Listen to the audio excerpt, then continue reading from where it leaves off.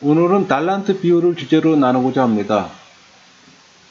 이 비유는 종말에 관한 비유로 그리스도의 재림을 기다리는 그 성도들이 맡은 바 사명에 충성하도록 그 교훈을 하고 있어요.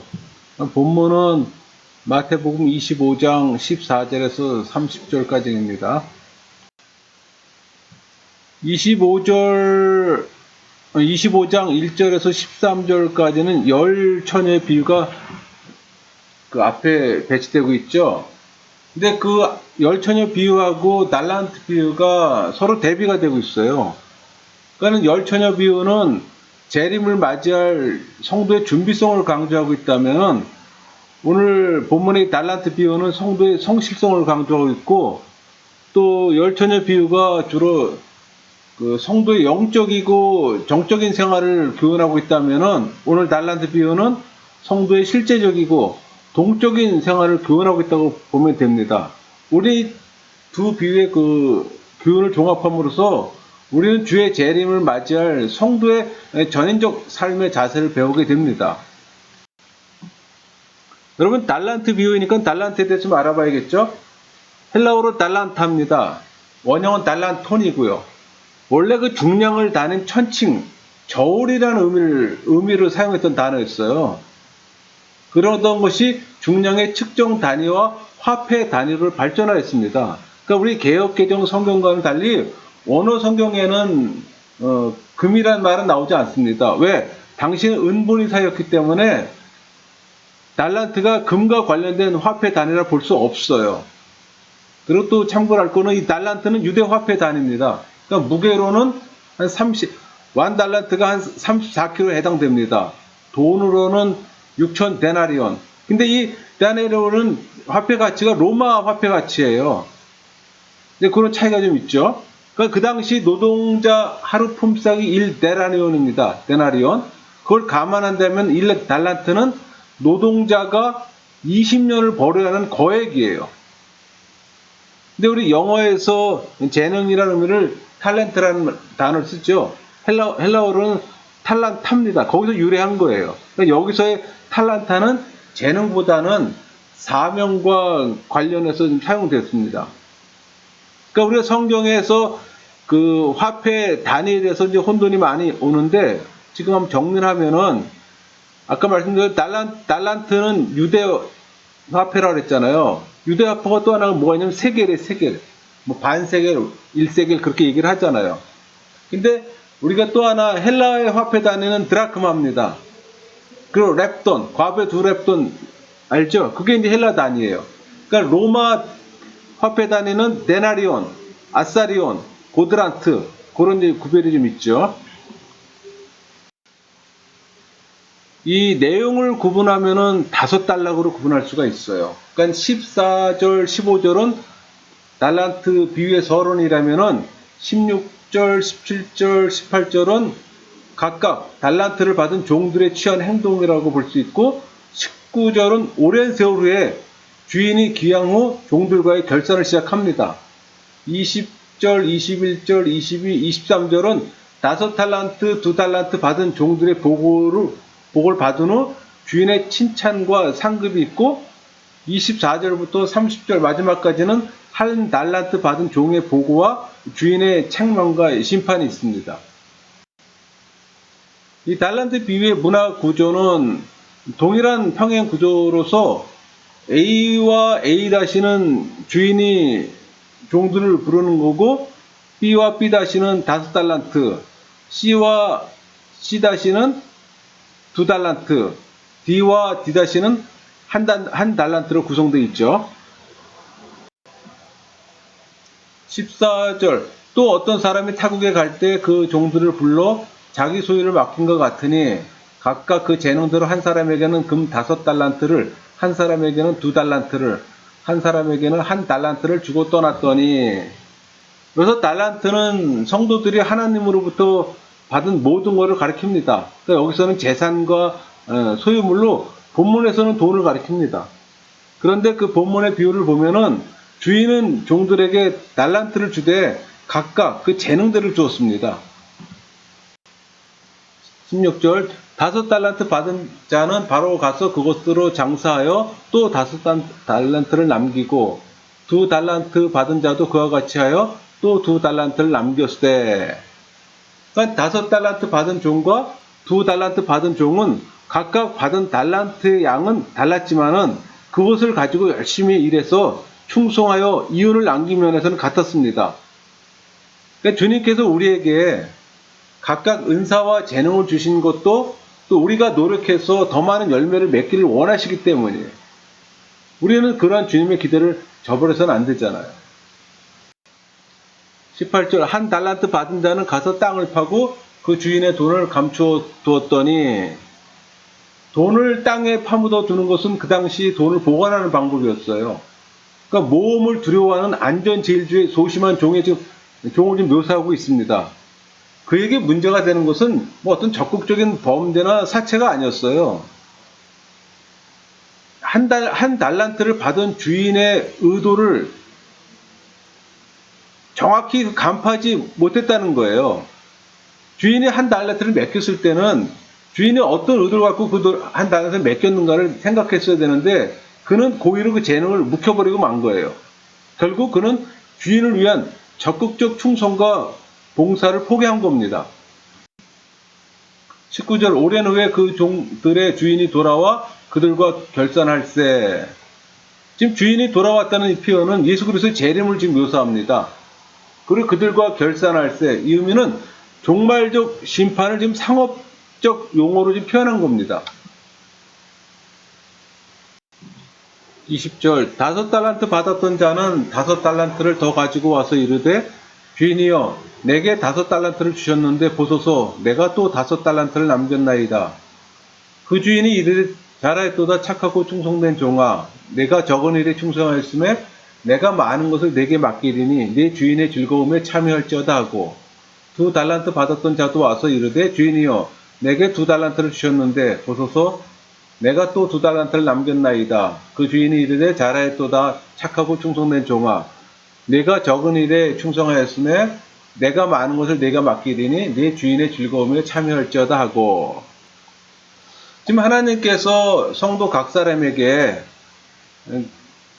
그의 능력에 맞게 그가 감당할 수 있는 범위 안에서 은사를 주셨음을 의미합니다. 그러니까 하나님께서는 성도들에게 여러 가지 달란트를 맡기신 후에 이것을 가지고 예수님의 재림 때까지 지혜롭고 충성되게 잘 사용할 것을 좀 요청하고 계십니다. 물론 이 비유에서 중요한 것은 달란트, 곧 은사의 많고 적음에 있지 않고 그것을 어떻게 사용했냐 하는 것입니다. 이런 사실은 주인이 종들에게 각각 다섯 달란트, 둘 달란트, 한 달란트를 주고 오랜 후에 돌아와서 회개할 때 충성되었던 다섯 달란트 받은 종과 두 달란트 받은 종에게 동등한 대우를 한 것을 알 수가 있습니다. 21절, 23절을 보세요. 다섯 달란트 줬던 종이나 두 달란트 받던 종이 동일하게 내가 많은 것을 내게 맡기리니 네 주인의 즐거움에 참여할지어다 하고 지금 동등한 대우를 받고 있습니다. 충성된 자로 인정된 사람은 주의 영광에 참여하여 영원한 기쁨을 지금 맛보게 된다는 뜻이에요.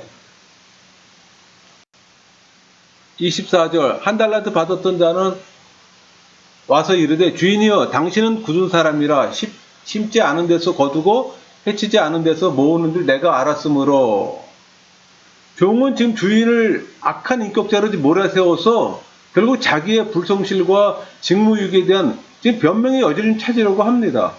25절 두려워하여 나가서 당신의 달란트를 땅에 감추어 뒀나이다. 보소서 당신의 것을 가지셨나이다.